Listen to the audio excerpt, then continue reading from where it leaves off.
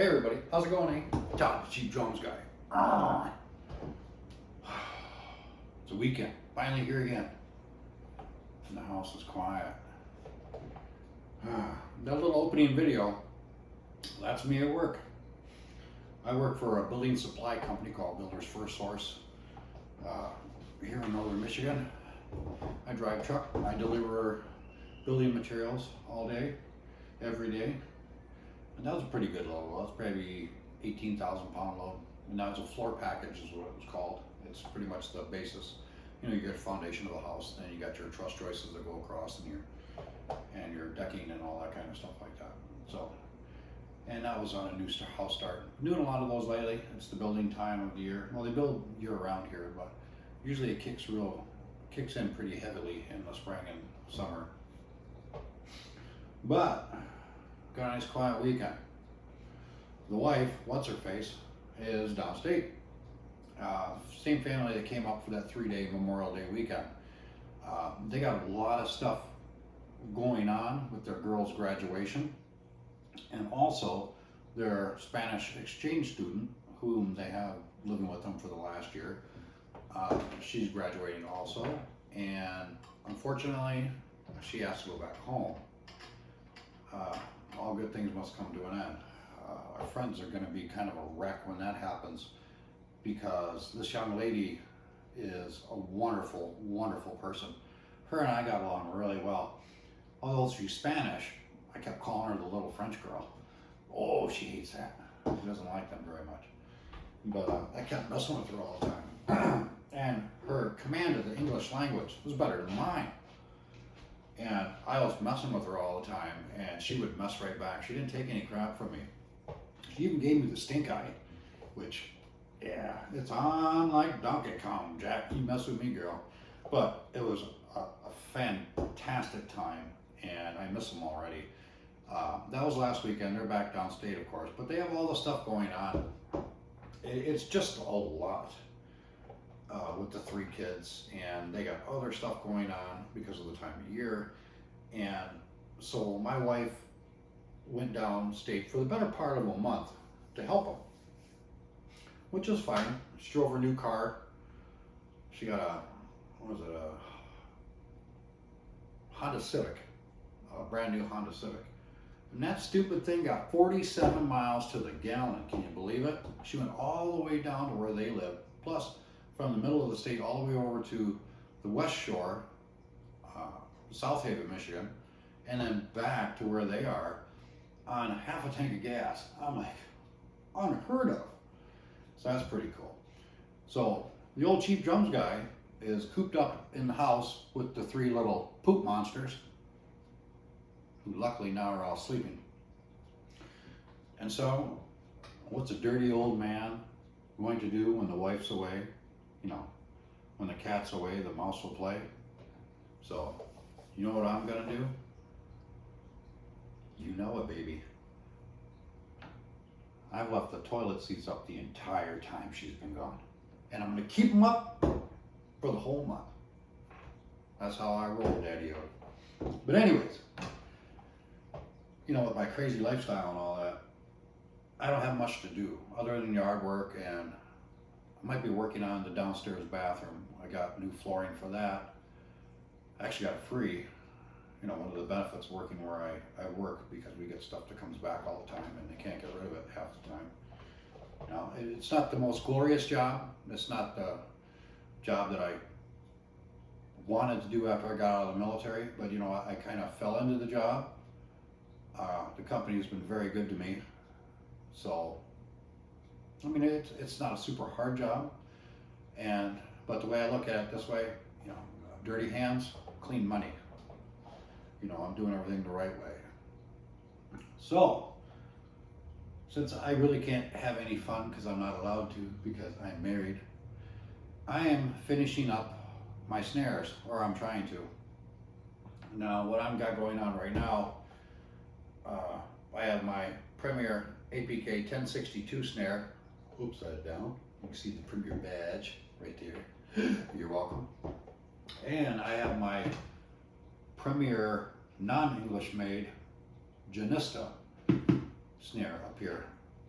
Now I've got my little bowl of Danmar lug washers, the little nylon ones, and I thought I'd done a Genista already, but I had not. Excuse me. And I'm currently working on the 1062, putting all those on. And luckily, out of all the Premier snares I had, the washers actually came off these tension rods. So happy. And I don't have to go a double wash. I didn't want to do that anyways. But, so I'm putting the Danmar's, the vinyl washers on this one, and I'll move on to that one too. I won't do it all while you're watching because, I don't want to put you to sleep. But I'm also using something today. I'm checking it out. I really haven't used it too much to see how well it works.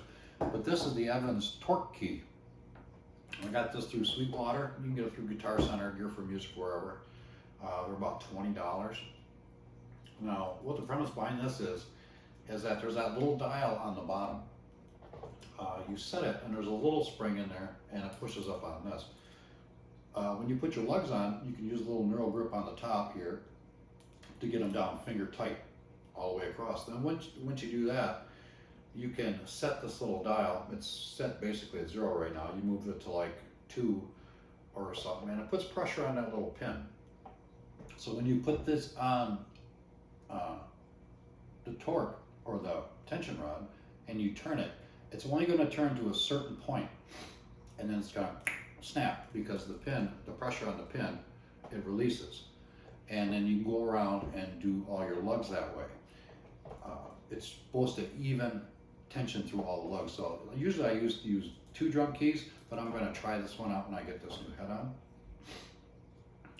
And then once you do it the first time all the way around, then you set it for another setting a little harder, and then go back around. Now it's supposed to get all the lugs tensioned to the same tension. However, if you have any experience with tuning drums, even in my limited experience, a little more advanced than limited, I guess. We all know that the lugs don't always tension the same way. Some are a little harder to turn than others. So is this going to be infallible? No, it's not going to work perfect. So we'll try that out. But while I'm doing this, I just told a story a couple of weeks ago. I believe I called it Tickle Time. The one where I got really stupid and almost killed myself in a tripwire. Well, this one isn't me doing something stupid and almost killing myself. That kind of stuff happened a lot. I like that. Just a little undersized so the heads fit beautiful. This is a Premier SD snare side, which might be the actual original head for this drum. It's still in reasonably good shape. I don't know if I have an ambassador downstairs to replace it with. Marshall Music is closed on the weekends anyway, so I can't go get another one. But I might go try Traverse City Guitar Center downstairs, or downtown. Whatever the store's called, I can't remember. They do keep basic stuff for gigging drummers and stuff in their store, even though it's mainly a guitar store. Beautiful store. But I'm gonna just reuse this one, just for the fact I'm here right now and have it. So I'll tell you another little story. There we go. It'd help if I put a hoop on it, you think? Now don't make this, see where the hoop is notched? You want to make sure you get that right where the butt and throw off is located. Because every one of you, and don't say you haven't because I know you have, every one of you have put the hoop on the snare side, not paying attention to where the throw off of the butt was, and just get all your tension rods on there and realize when you go to put your snares on, oh crap, I didn't line that up right. Yeah, you've done it before. So have I. I'll be the first one to admit it. And I did it right before I filmed this video. Again. But, anywho, so let me tell you a quick little story, because if not, this video would be completely boring. And since I'm adding the story in there, it'll just be boring instead of completely boring. Because I had so much going on this week that I really didn't put much thought into a video, and I apologize for that. Then again, that's not my full-time job. You know, I do have a job and a family. Well, I'm not here right now, but all that kind of stuff comes first. And I just, for some reason, I just brain farted and didn't think about it. It's the summer. There's so many things going on. We got the Thunderbirds, U.S. Air Force Thunderbirds coming up for this Cherry Festival this year. Thunderbirds are all right. The dogs absolutely hate it because the airport is half a mile over that way. So when the Thunderbirds go in the air, we definitely hear them here. See, that's one thing I like about this Evans key. One of my favorite aspects of it is that little knurled knob on the top, you can get down to a finger tight really nice. And it's magnetic as well. But anytime a plane takes off, one of the jets, I don't know, I guess we're kind of an international airport, I'm not sure. But anytime you hear it, we also have a Coast Guard air station here. And they have 3 or 4 of the HH-60 Jayhawks, which is the Coast Guard equivalent to the Army's Black Hawk, because you know this is the Great Lakes, and these guys got a lot of territory to cover, because the Great Lakes are a hell of a lot bigger than you think they are. They are massive, and I think our air station here goes as far as Duluth, Minnesota, too. And the big Jayhawks here, they got the extended range fuel tanks on them, and many a sailor has been saved by them. Little boys up in white and orange helicopters. They do a wonderful job. But as I'm working on this, I'll tell another little story. And I got that thing all cattywampus. From this one, back in Korea also. You've probably heard me talk about Korea in the past. It's one of my favorite duty stations.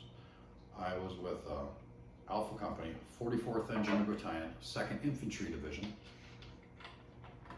Wonderful unit on the now torn down Camp House, which is up in the western corridor up by the DMZ. Really cool post. And we were out in the field, and we were coming back, and I don't believe there was enough equipment haulers to bring all our tanks in. You know, I mean, it's kind of a logistical nightmare to line up all these things. You know, to get them to meet you. You end up sitting waiting because you weren't the only vehicles that they had to move around. You know, they had the M1 tanks and whatnot. So I think we were close enough that we opted just to drive the tanks back to post, probably only 15 kilometers away. And in Korea, we were using, where like in the stateside or Germany, we'd be using M60 series AVLB, Armored Vehicle Launch Bridge, bridge launcher tanks. But in Korea, we had the older M48 A5 series. These were dinosaurs, but they were still in great shape, and they worked just as good as the 60s did. But anyways, we had these old girls, and we were bringing them back. We were in a convoy of like 4 tanks, and we had a lead vehicle, which was a Humvee with our lieutenant in it.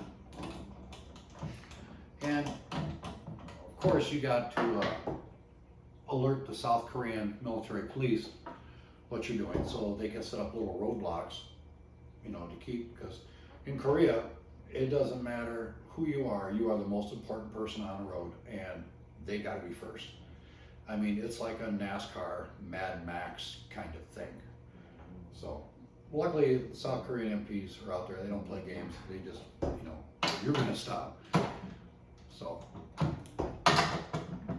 So we're hauling our 4 tanks in a little convoy down this highway.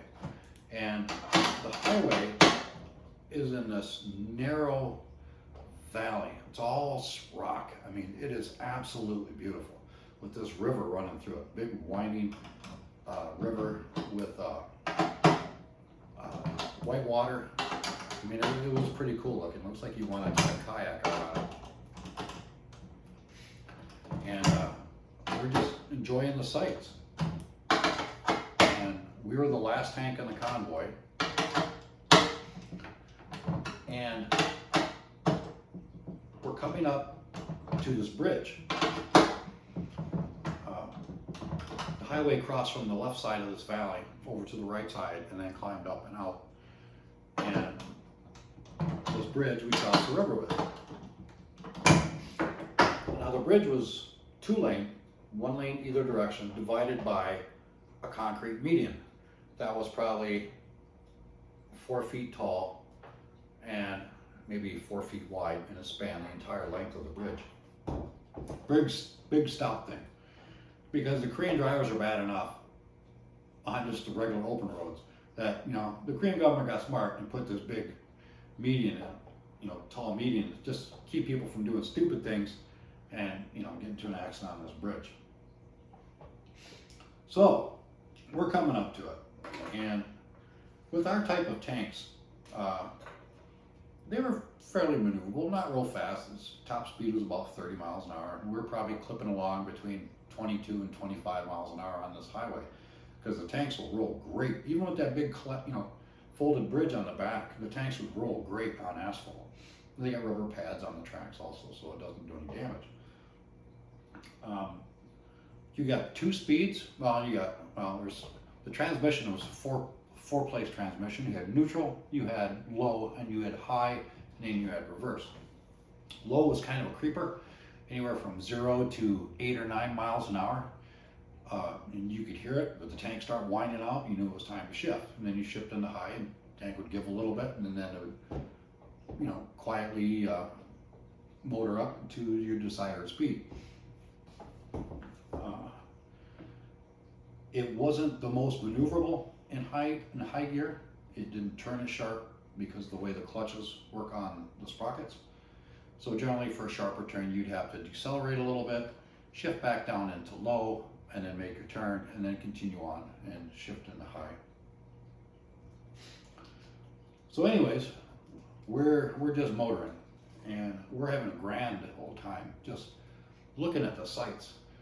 And it was just really impressive. I'd never been in a big rock canyon before, and the water, it just, I mean, it could have been it was postcard or picture perfect, as you wanted, you could say.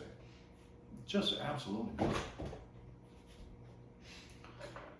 So we're approaching the bridge. The Humvee goes over the bridge.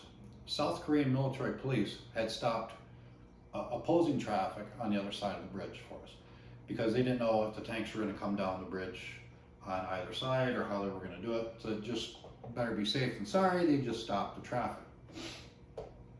No problem. So you see the first tank make its turn and then start going across the river on the bridge. And I was snapping pictures, which I no longer have, unfortunately. It was just really super cool. In the tank, second tank, you know, we're about 20 meters spread, you know, highway spread between the two. Second tank went on there, and I said, Badgett, can you see the tank in front of you okay and see when he's making his turn? And my driver, Badgett, wonderful little fella. He was about all of 5'3", tiny little guy, and he hailed from the Philippines. I guess his family moved from the Philippines to the United States, or I'm not exactly, I can't remember, it's been such a long time now. But he was just the nicest little guy. He was like a little elf, just a tiny guy, but he was just the nicest, cheeriest person. And every time you gave him a command, Badgett, you need to go do this, instead of saying Roger, he would always say Royer. It was funny, and it was part of his charm. Very good soldier. He listened really well. He obeyed commands, and he was just a joy to have around, and I really liked working with him. But he was driving. I said, Badge, you know, you do see that tank, you know, you just take note of where he starts making his turn. Because on the front of our tanks, with the bridge launcher tanks, they have this huge hydraulic system on the front of the tank, and your space is very limited. I sat on the right side of the tank, and he sat on the left side of the tank, and in between us we had that big hydraulic cylinder, and then all the lifting mechanism for the bridge that was over top of us, and it was collapsed on top. I saw the right side of the tank pretty clearly, he saw the left side. I always usually assisted him with driving if he had to make a right turn, and you know, told him of any obstacles or whatnot, and he would reply, Royer. So anyways, it's coming close to the time to make our turn, and I'm like, Badgett, we got our turn coming, are you good? And you go, Royer. And you know, the other tank in front of us turns and starts heading down, and I really wasn't paying attention to Badgett's speed. He was keeping the distance, but I didn't listen to the RPM, and I should have.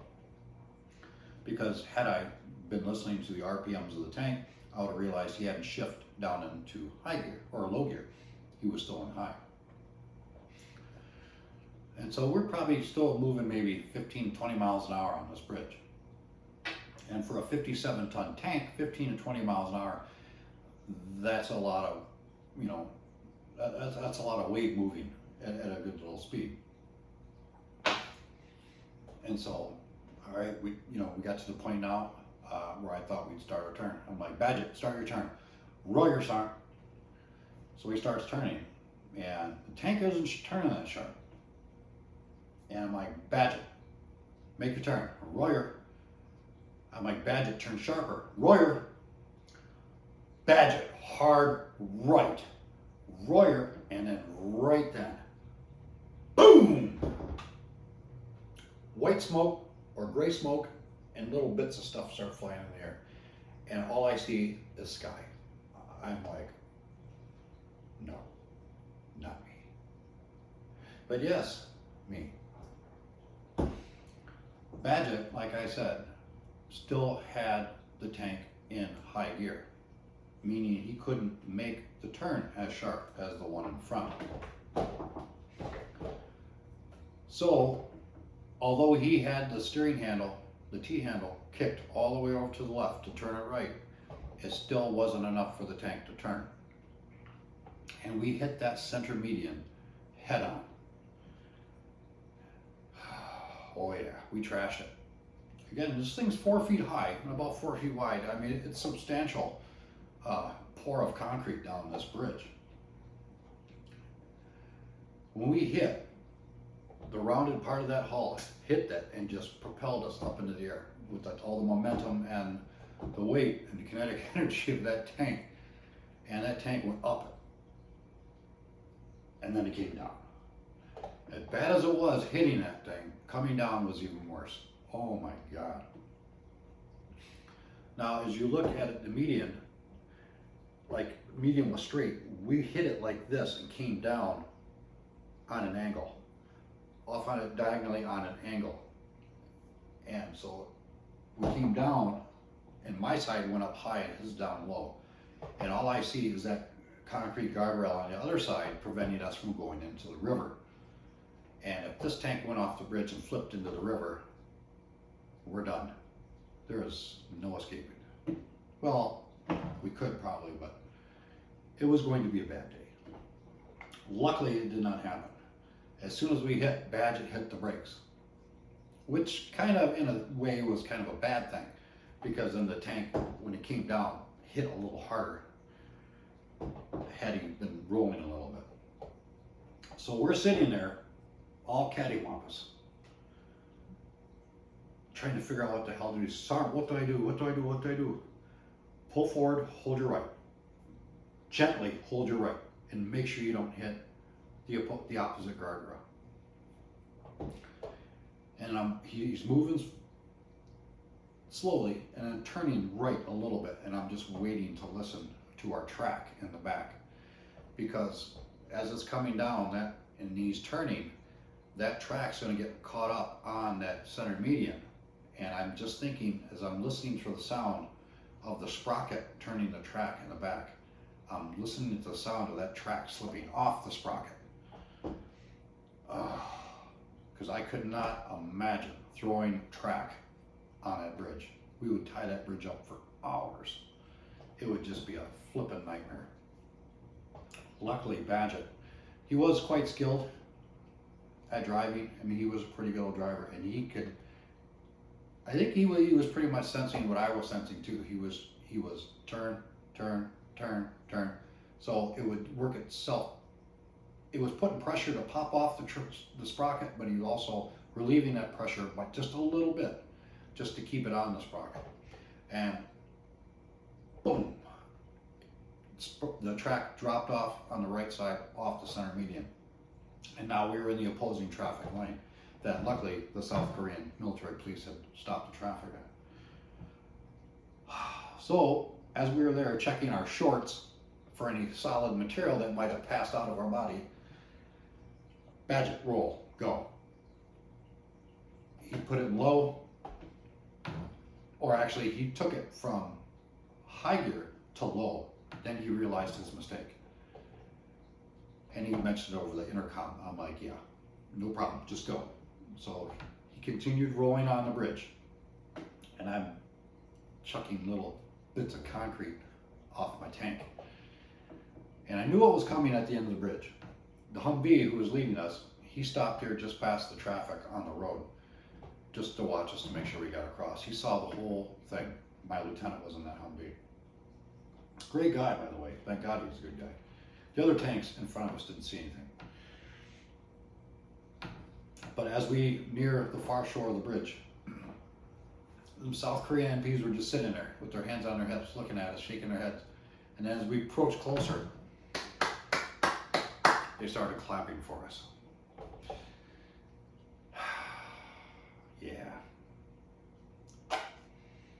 You know, in the military, if I wasn't almost getting myself killed, I was embarrassing myself in some way or another. But we made it across safely. Nobody got hurt, and we only caused a couple of $100 of damage in concrete, which our unit had to pay for when they repaired the bridge. But nobody was hurt, and the equipment wasn't damaged. We were a little embarrassed. The South Koreans, you know, thought it was a little entertaining. Made their day a little bit better, but we were okay. And boy, did I catch hell when we got back to camp.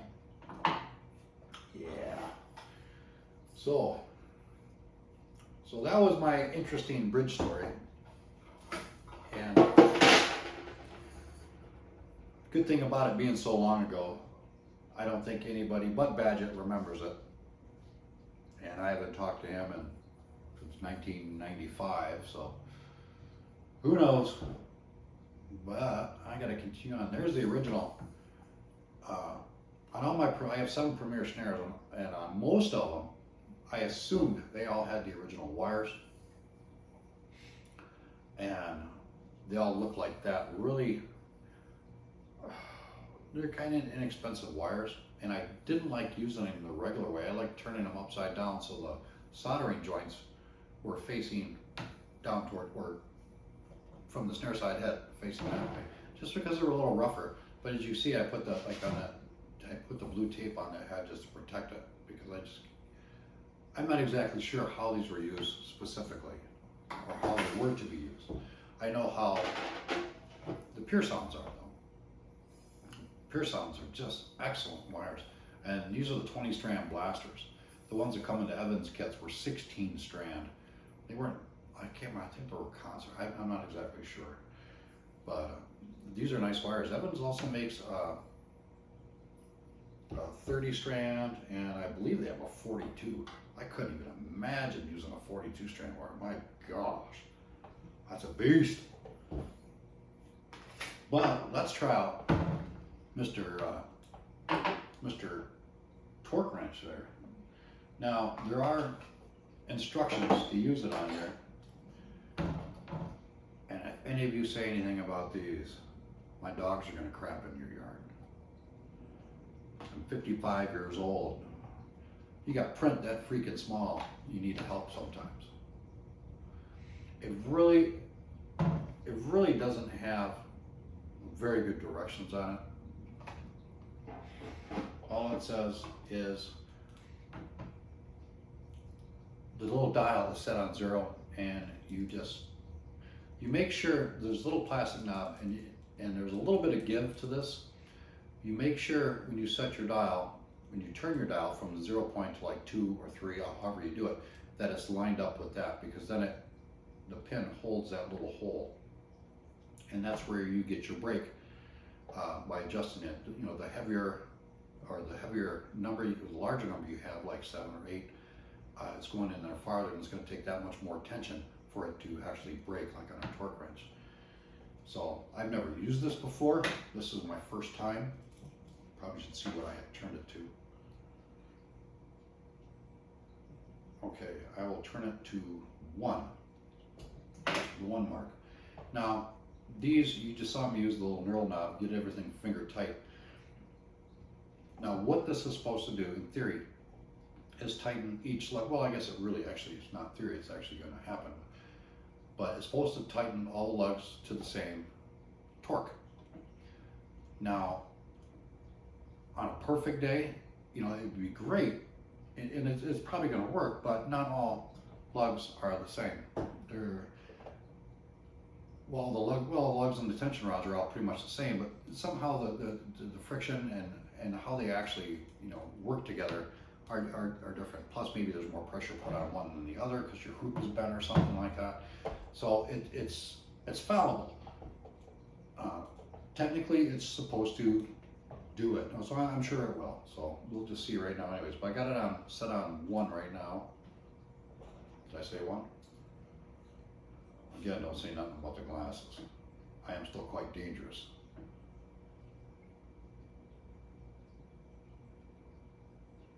What the hell? Man, you can barely freaking read that too. 6, 7, 8, 9, 1. All right. Let me get it set on. Let me set on 2. Just a really tiny little dial. You can barely bloody well see. Now, when I start turning this, it should be a little click and pop, and that's the sign that you've reached the desired torque. Now, again, the lugs are only at a finger tight. Let's see how this thing works.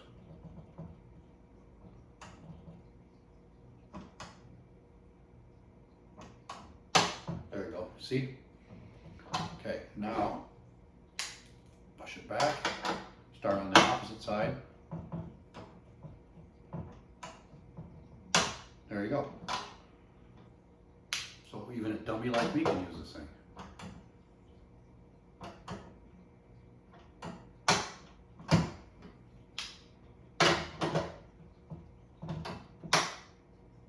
See what I mean? That lug is probably, it didn't turn as much on that one.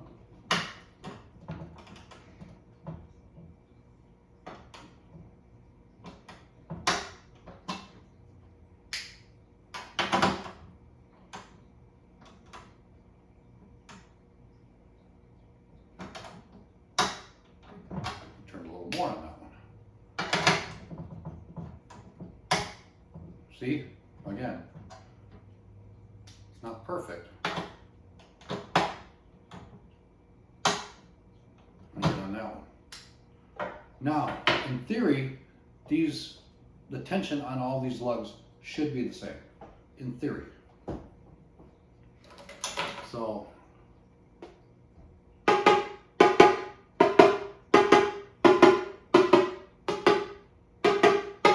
Then again, there's really not enough tension on there yet to decide, so let me try it again. I like going two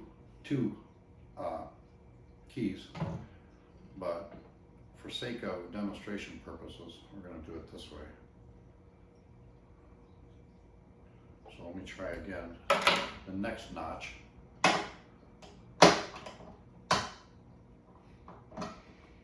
Try it again, go 2 more notches. Oh, help if I went the right freaking way. There we go. Dumbass. I gotta sit on 3 now. There we go.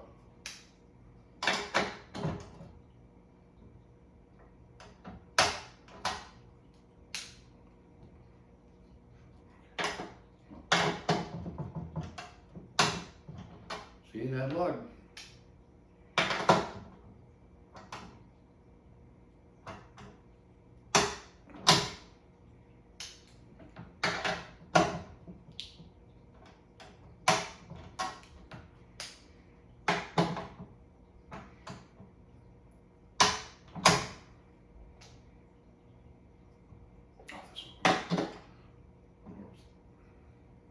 Crap, I forgot where I was at. Well, I'll figure out in a second. Okay, I've already been to that one.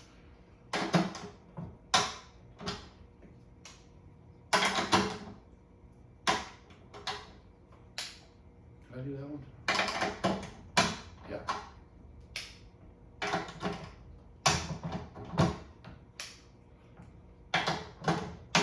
Okay, I already got those. So, it's supposed to be all at the same tension.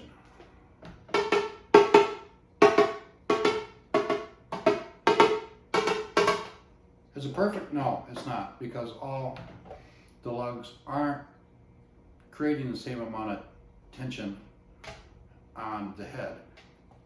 They all are at the same resistance to the threads and the lugs itself, but it didn't get proper tension on the head. So is it supposed to be perfect? No, it's not. It'll kind of get you in a close, but you have to rely on your ear and everything else. So, but this being a snare side head, I'm really gonna have to jack it up a little bit just to get some tension. Plus, this is an older head. It's an SD snare head, probably original. And since this is a so this is a 1980s 1062. That is quite an older head, so I'll probably really have to put some acetal on there. That's a German word, acetal. Meaning I've got to crank it up because this poor head's probably got no more acetal.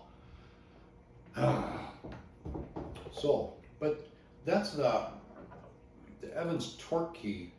It is kind of a nice little key. It is magnetic, and that little torque brake on there is pretty interesting.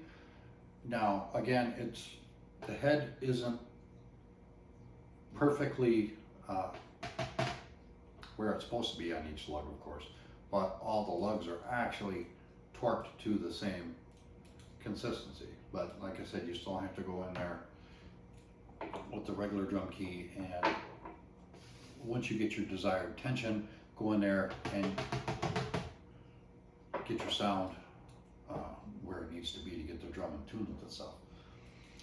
It's still kind of a neat little invention there. It's magnetic, so it holds on, which is kind of nice, although I've got 1500.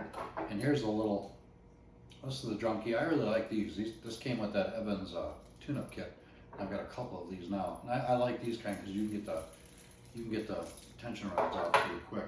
But this is kind of cool. I do dig this, and if anything, it'll be quicker getting the finger tight, or a better finger tight, because of that little knurled knob. And like I just found out when I lost track of which lugs I already had done, by using the brake system on there, I was able to pretty much tell that I've been through all of them.